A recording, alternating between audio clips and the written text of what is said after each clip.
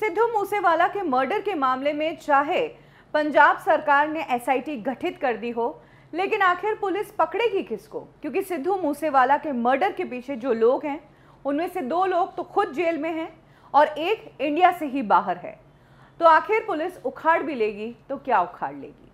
हम सब जानते हैं कि सिद्धू मूसेवाला के मर्डर की जिम्मेदारी लॉरेंस बिश्नोई ने ली है। वो राजस्थान की एक जेल में कैद है, यानी कि ऑलरेडी सजा काट रहा है।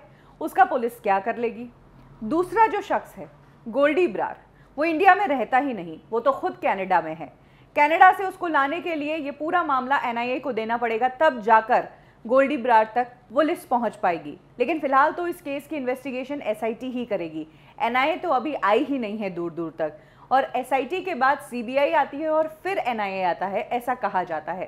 तीसरा शख्स जो इस केस से जुड़ा है वो शाहरुख नाम का एक गैंगस्टर है, जिसके ऊपर 2 लाख का इनाम था। पिछले महीने अप्रैल लास्ट वीक में ही इस शख्स को अरेस्ट किया गया था और पुलिस ने इसको तिहाड़ जेल में बंद किया हुआ है।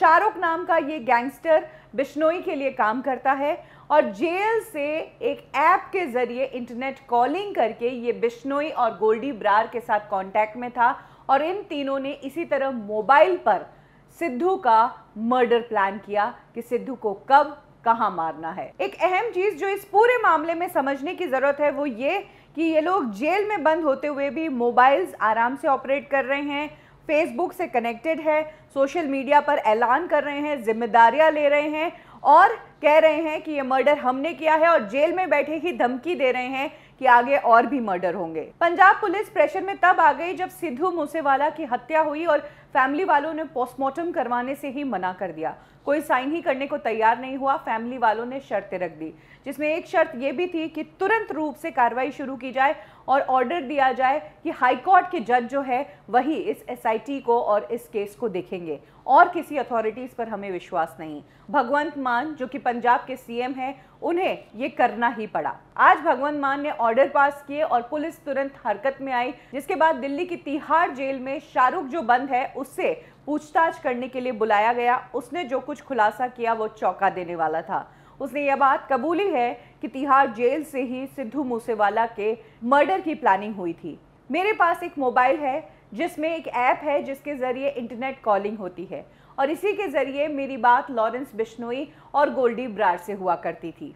पिछले कुछ समय से लॉरेंस बिश्नोई के आदमी, मैं भी उसमें इंक्लूडेड था, हम लोग सिद्धू मूसेवाला की रेकी कर रहे थे कि कहाँ उठता बैठता है, कहाँ आता जाता है। कहा जा रहा है कि शाहरुख के पास जो मोबाइल फ़ोन था वो भी अब स्पेशल सेल के लोगों ने जब्त कर लिया है और इस फ़ोन से पता लगाने की कोशिश की जाएगी कि लॉरेंस बिश्नोई और गोल्डी ब्रार की लोकेशन क्या है और कब कब इनके बीच में क्या कुछ बातें हुई है।